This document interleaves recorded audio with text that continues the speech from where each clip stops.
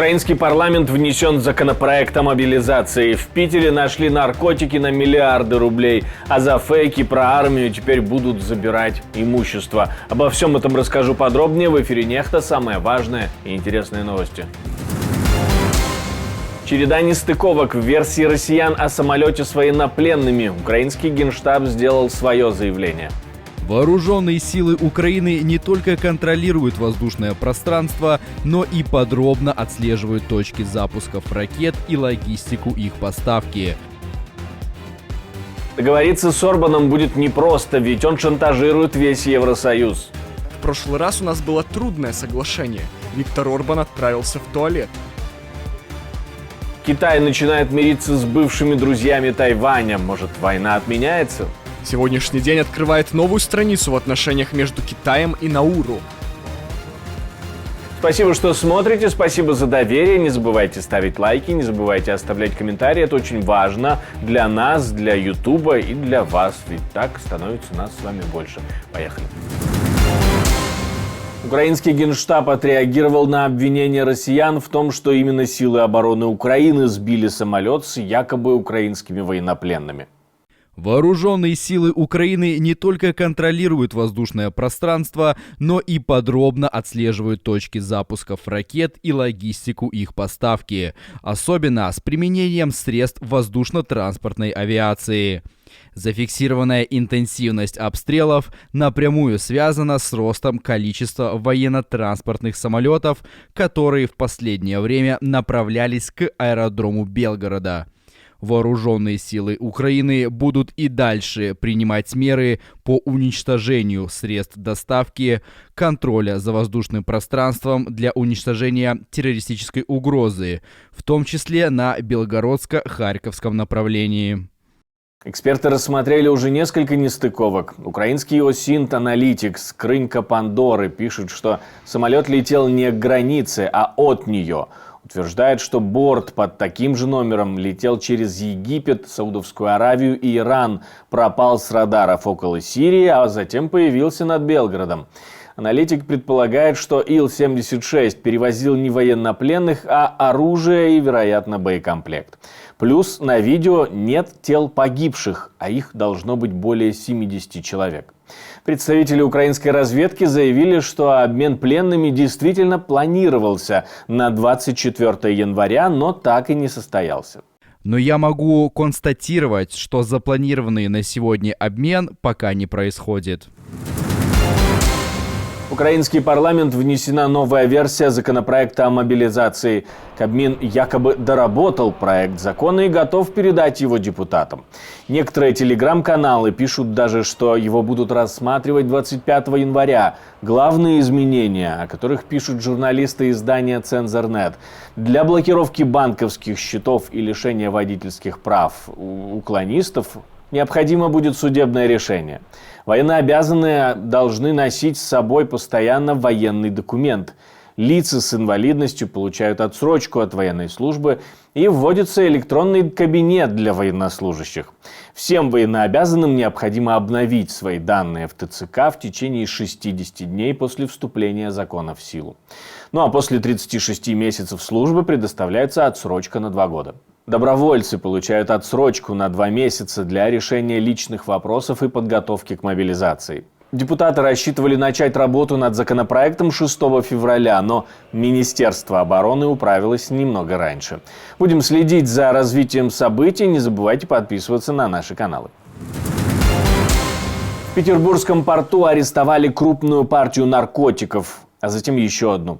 В Большом порту Санкт-Петербурга сотрудники таможни и ФСБ нашли около 1200 килограммов кокаина. На черном рынке стоимость всего этого превышает 13 миллиардов рублей. Нашли наркотики среди мешков с кофе. Предыдущая партия была в одном большом контейнере и оценивалась в 11 миллиардов рублей. Была задержана она в том же порту 10 января. Словакия не будет блокировать 50 миллиардов евро помощи для Украины. Более того, признает территориальную целостность и даже готова рассмотреть мирный план Зеленского.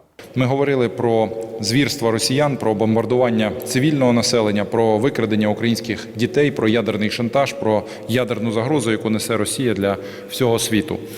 Я запропонував прем'єр-міністру Фіцу, аби Словаччина розглянула участь у реалізації формули миру президента Володимира Зеленського в частині повернення депортованих українських дітей, а також в частині ядерної безпеки. Загалом Словаччина підтримує формулу миру президента, що також зазначено у нашій спільній заяві. І, звісно ж, ми очікуємо наступного саміту миру у Швейцарії.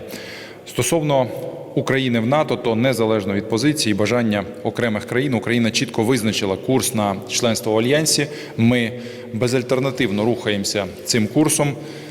Ми воюємо зброєю НАТО, формуємо нову систему безпекових гарантій для України, впроваджуємо стандарти НАТО на всіх рівнях. Ми розуміємо, що без цього тривалий мир неможливий, впевнений, це розуміє і уряд Словаччини. Осталось договориться с Венгрией и Орбаном, и путь к 50 миллиардам будет открыт. Но это может оказаться не такой уж и простой задачей. Орбан говорил, что попросит парламент проголосовать за Швецию в НАТО, а у него, скорее всего, количество добрых дел ограничено не больше одного в месяц. Когда вы шантажируете, по сути, остальных 26 лидеров ЕС, это сложно. Я хорошо знаю премьер-министра Венгрии Виктора Орбана. Я знаю его. Знаю, что убедить его будет нелегко.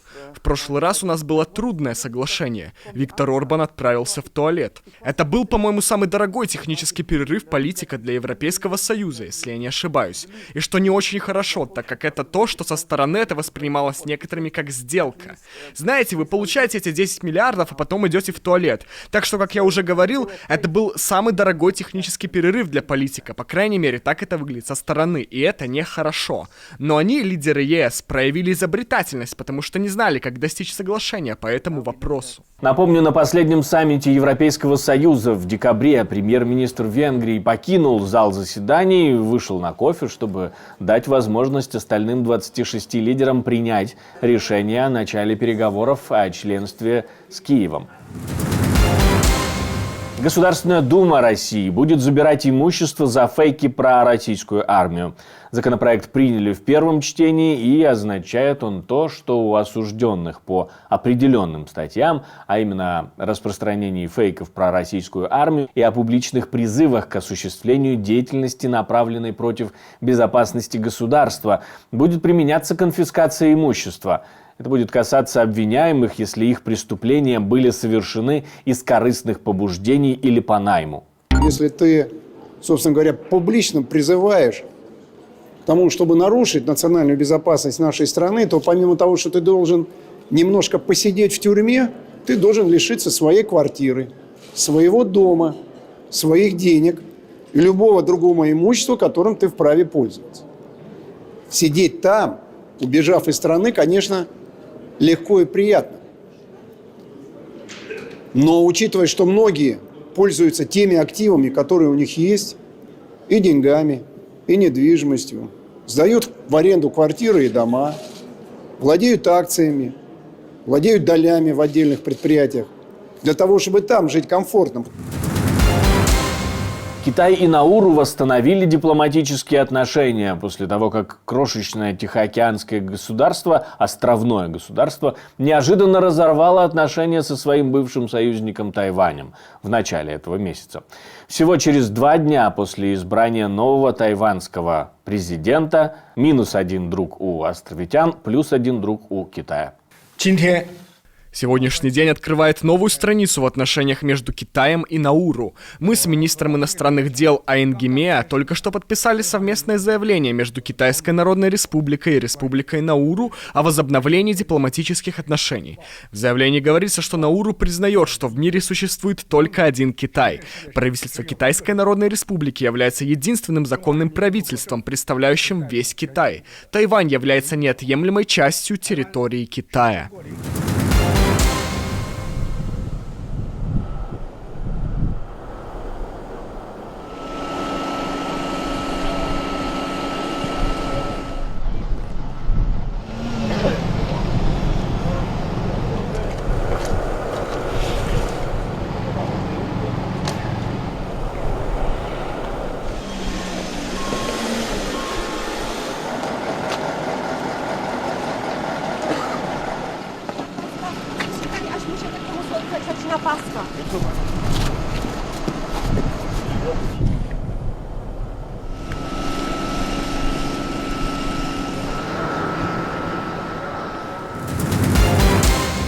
Спасибо, что смотрите, спасибо за доверие, жду ваших комментариев, лайков и репостов. Как обычно, не забывайте оставлять свою реакцию, это важно для нас, для Ютуба, ведь тогда он показывает это видео большему количеству пользователей, и для вас, потому что нас с вами становится больше. На этом все, до встречи, хороших вам новостей.